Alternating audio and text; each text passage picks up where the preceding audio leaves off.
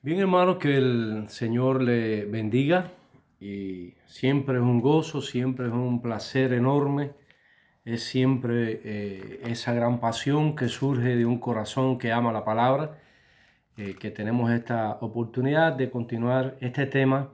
general sobre la élite, sobre la agenda global y sobre la intención de esa agenda, establecer un gobierno global que ya, como todos nosotros sabemos, no es una teoría de conspiración, ya es algo tangible, ya es algo que nuestros ojos lo pueden ver, aun cuando los tentáculos de esa intención, de esa agenda global, gocen de herramientas como la prensa, gocen de herramientas como la tecnología a su favor, que son especialistas manipulando la información, inclusive son especialistas cambiando el significado de los términos, y la persona que no está instruida en la Biblia, la persona que no está instruida en la palabra de Dios, carece de elementos confiables donde puedan establecer precisamente su base analítica para llegar a una conclusión orientadora respecto a los eventos que hoy están sucediendo. Por eso nosotros los cristianos, y por eso nosotros le animamos, le invitamos a que compartamos, a que echemos un vistazo a lo que la palabra de Dios enseña y cómo la palabra del Señor ha estado tejiendo, y la historia ha estado escrita sobre esos cordeles, sobre la base de la soberanía de Dios. Y aun cuando Satanás y el hombre han hecho todo tipo de intentos por acallar la palabra de Dios, es imposible, porque la palabra de Dios emana de Dios mismo, y por tal razón es imposible que cualquier sistema en el mundo pueda acallarla, aunque es esa vieja intención, ese es el viejo anhelo, ese es el viejo proyecto, ese es el viejo deseo de Satanás, tratar de eclipsar la palabra de Dios, para que la palabra de Dios no pueda producir en el hombre los efectos para los cuales ella fue diseñada, y eso mantiene al hombre en una situación verdaderamente dolorosa, verdaderamente triste, de que el hombre viva ciego cuando tiene ante sí la verdad muy clara que la misma Biblia describe. En la clase anterior nosotros estuvimos hablando de la primera Torre de Babel, y nosotros observamos cómo en el análisis de esa idea ha habido todo un proyecto bien elaborado, ha habido una visión bien específica, ha habido un intento bien diseñado por Satanás. Y aunque no vamos a repetir, por supuesto, simplemente la idea que quería que realmente quedara en la mente de ustedes que están animados a observar, a escuchar y a analizar de una manera sencilla, de una manera simple, el criterio bíblico sobre los eventos que la misma Biblia dice que iban a ocurrir. En resumen, nosotros hablamos sobre aquella primera Torre de Babel, que fue el primer intento que hubo en la humanidad de una manera social, de una manera colectiva. Los hombres se reunieron para levantar una torre que aglutinara a toda la humanidad que en ese momento estaba progresando desde el punto de vista de multiplicación, desde el punto de vista exponencial de la multiplicidad de la raza humana, y estaba llegando ya a niveles muy importantes donde ese propósito podía llegar a ser una realidad. Creo que el plan maestro de Satanás, al observar la intención con la construcción de esta torre, se remonta a el mismo libro de Génesis. Sabemos que Satanás estropeó la relación de Dios con los hombres,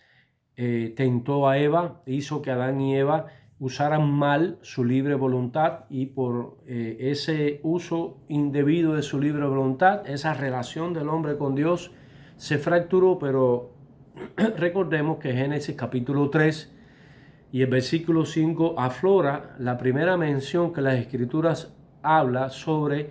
el advenimiento de un ser que ahí le llama la simiente de la mujer. Es decir, que a través de esa misma mujer que cayó, a esa misma mujer que fue engañada, como dice Pablo, esa misma mujer que prefirió razonar con el maligno, con la serpiente antigua, y decidió desobedecer a Dios comiendo aquella fruta. A ella misma Dios le dijo,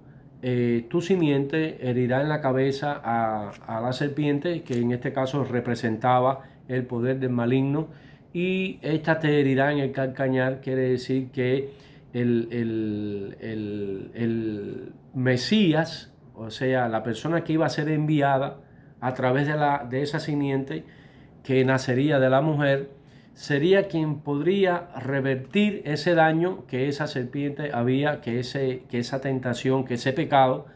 había dañado esa relación con Dios. Entonces, allí estaba Satanás también escuchando y recibiendo el propio juicio de Dios sobre él. Y la historia sucesiva pone de manifiesto que ese plan de Satanás precisamente era mantener a ese hombre, mantener a esa generación fuera de ese vínculo con Dios, y eso impediría precisamente que esa simiente pudiera venir a este mundo a través de ella. Quiere decir que el objetivo de Satanás fundamental, como prioridad en su proyecto, era establecer una cultura que dejara fuera al hombre de una posibilidad de un reencuentro con Dios. Y toda aquella posteridad que trajo como consecuencia aquel anhelo de Babel, dice establecer un nombre, significaba que ya no era el nombre de Dios, significaba que ya era el nombre del hombre en el cual ellos iban a poner su atención, y aunque Dios existía, no era necesario Dios para vivir en esta tierra, y entonces se establecería una cultura que abriría un camino alternativo al de Dios. Ya no había que vivir con el miedo de los primeros patriarcas. Ya no había que vivir bajo el temor de ese Dios que sacó a Adán y Eva del huerto del Edén. Entonces, siendo Satanás mismo quien empujó a Adán y Eva a cometer ese pecado, después los diabólicos enemigos de Dios y enemigos de su palabra y enemigos de la oportunidad de restablecer esa relación con Dios, ellos culpan a Dios, dicen Dios fue quien sacó a Adán y Eva de huerto del Edén, ese Dios que no es un Dios bueno porque privó a Adán de huerto del Edén y a Eva, y no se dan cuenta que quien privó a Adán de huerto de Edén fueron ellos mismos por obedecer a la voz del maligno. Entonces esa es una de las habilidades que tiene el diablo, de culpar a los demás de la maldad que él hace. Y ese es el principio que uno ve a lo largo de la historia, y hoy en el mundo liberal, en el mundo de izquierda, nosotros vemos que ellos son especialistas culpando a los demás de los errores que ellos cometen, de su agenda pervertida, y entonces ellos culpan a los demás de racismo cuando racistas son ellos. Y bueno, pudiéramos poner muchos ejemplos, pero para eso nosotros tenemos la televisión,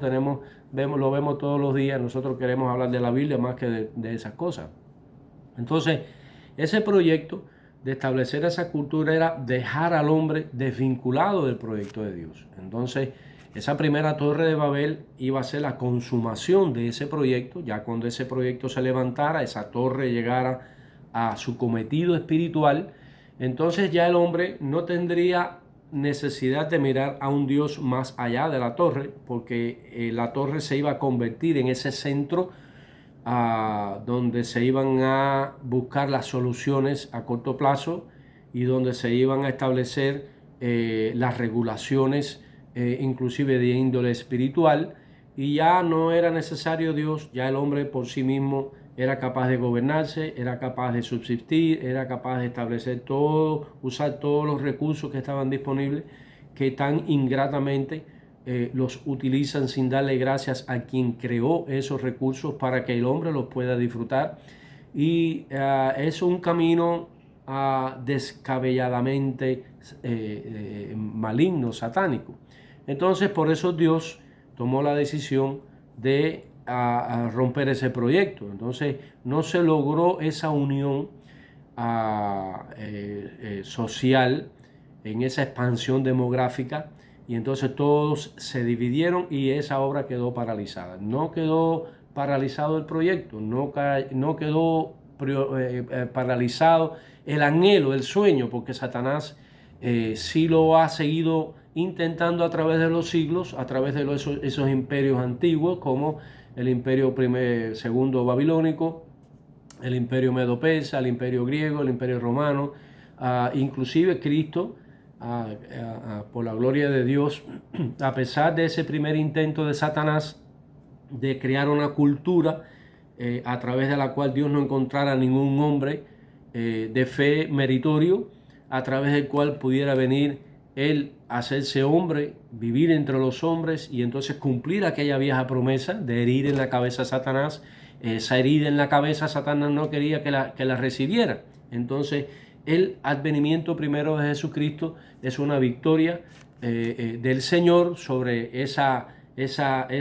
intención diabólica de que no viniera. Pero Satanás es un ser que no se da por vencido. Satanás es un ser que sigue avanzando en ese propósito, y a pesar de esas intenciones en las que él no ha alcanzado su propósito, porque a pesar de eso, en el antiguo Ur de los Caldeos, Dios encontró a un hombre a quien llamó, y ese hombre respondió, y Dios hizo una nación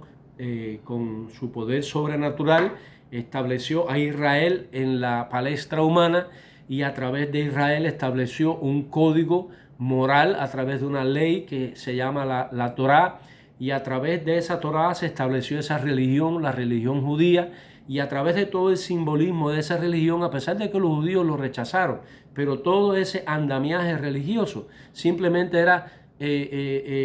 analizar los símbolos que estaban dentro de él, que todos apuntaban a esa persona llamada Mesías, a esa persona llamada la estrella de Jacob, a esa figura llamada el león de Judá, a esa figura llamada también el deseado de los siglos. Solo tienen que buscarlo en la Biblia para que se den cuenta que en el mensaje del Antiguo Testamento estaba enfocada la idea de Dios en levantar a ese Mesías que iba a resolver ese problema que ocasionó Adán y Eva por obedecer a Satanás. Entonces, la herida asestada en la cabeza de Satanás era precisamente ese evento en el que Dios mismo irrumpiría dentro de su propia creación para resolver el problema de esa enemistad causada por el pecado. Porque el pecado es sinónimo, es equivalente de enemistad. Y entonces entre Dios y el hombre había una enemistad que ese pecado había causado, que no había hombre y no había religión humana que pudiera saldar ese problema. Entonces, a pesar de todo, Dios levantó a ese pueblo, y la razón fundamental por la que el pueblo de Israel existe fue porque es ese pueblo que Dios usó como canal para que pudiera venir ese Mesías, y porque ese Mesías no podía vivir en una cultura pagana que había diseñado Satanás y que había logrado y que había tratado de lograr globalmente en la primera torre de Babel. Entonces el plan a Satanás le falló, porque no hay un plan que de Satanás pueda tener un resultado superior al plan que tiene Dios con el hombre. Entonces, todos los años después vinieron, y Satanás no se dio por vencido. Nosotros vemos toda la historia de la humanidad después de Cristo, ya más de 2000 años, y ese viejo anhelo de Satanás ha seguido intentándolo. Ha habido después otros imperios modernos, los ingleses, los españoles, los franceses, el imperio otomano, el imperio asirio, ha habido muchos imperios, y todos ellos tienen como el común denominador establecer un dominio global y con las mismas características de una religión que no es la cristiana, no es la fe, no es la religión que establece una relación correcta con Dios, sino es el viejo anhelo de establecer un sistema que mueva al hombre otra vez hacia el principio de rebelión que tuvo Adán y Eva, y más el principio de rebelión que está en la naturaleza misma de Satanás, cuando él decidió desafiar a Dios y él decidió retar a Dios y cometió el gran error de su vida. Por eso es que nosotros sabemos que hoy, en la actualidad, se está levantando también un mismo sistema global, un mismo sistema pagano, un mismo sistema que que está basada sobre una agenda, que esa agenda la controla la élite, que ha sido el punto de continuidad dentro de nuestro análisis profético en este recorrido que le hemos invitado, y gracias al Señor porque ustedes, muchos, han decidido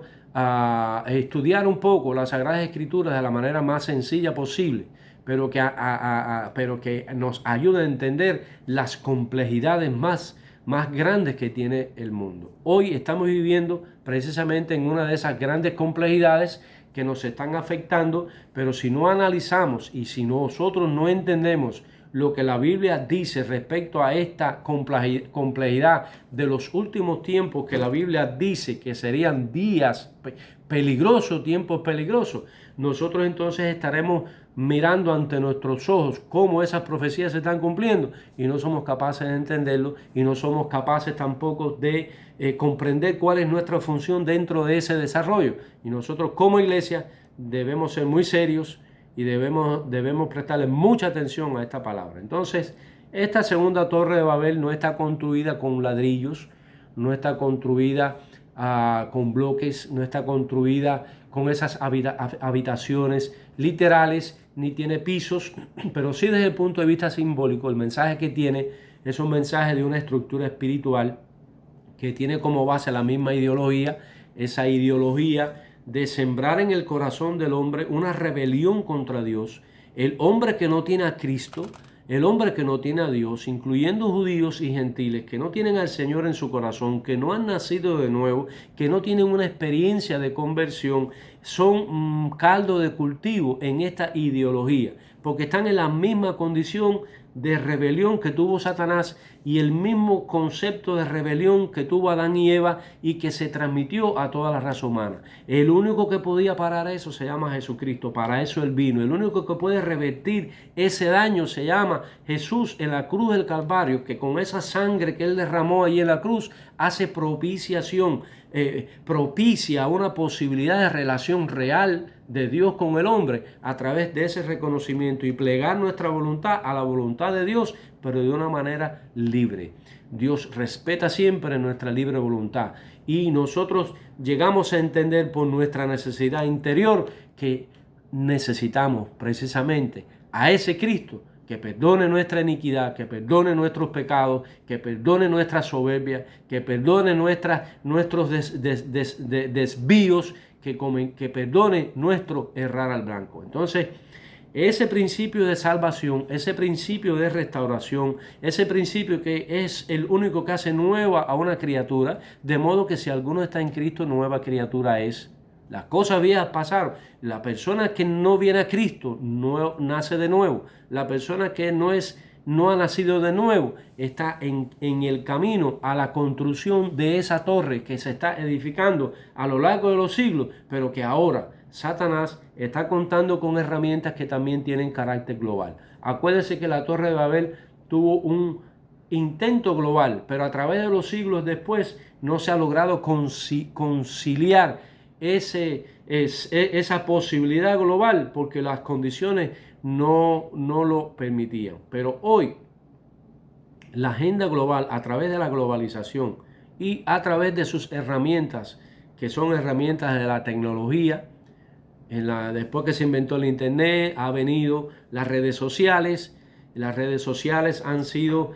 una herramienta muy sutil porque ellos han enganchado a gran parte de la humanidad, propiciándole una plataforma y una red social donde todos tienen acceso, donde todos, y en principio ha sido muy bonito. Sin embargo, cuando ya usted ve que usted da un criterio que va en contra de esa agenda global que tiene que ver con el Gran Reset, que tiene que ver con la ideología del género, que tiene que ver con esa agenda, enseguida lo eliminan de las plataformas sociales. Eso significa que la intención de esa plataforma social va encaminada a establecer los ideales, la ideología que ellos quieren que la población tenga, para desde esa plataforma establecer un tipo de cultura que va encaminada a esa agenda vieja que quería establecerse en la primera Torre de Babel. Yo les llamo, yo les exhorto a que ustedes miren con atención este día. Y lo que ellos quieren, sobre la misma base de que como Satanás no quería que Cristo viniera en su primera vez, Satanás tampoco quiere, ya ese primer plan falló, pero el otro plan de Satanás es impedir de que Jesucristo venga en su segunda venida. Y nosotros los cristianos somos los únicos que sabemos que ninguna agenda de Satanás prevalece a la agenda de Dios, pero la inmensa mayoría del mundo no sabe eso, no entiende eso, y son fáciles caldo de cultivo, carne de cañón en las manos de ese proyecto global, y ellos son los que van a ayudar a esa élite, y que no se dan cuenta que esa élite es la que domina la agenda, y esa élite es la que establece precisamente ese dominio global, que es esa torre, que son esos anillos que van subiendo. Subir en este aspecto ideológico significa, subir significa alcanzar nuevos objetivos,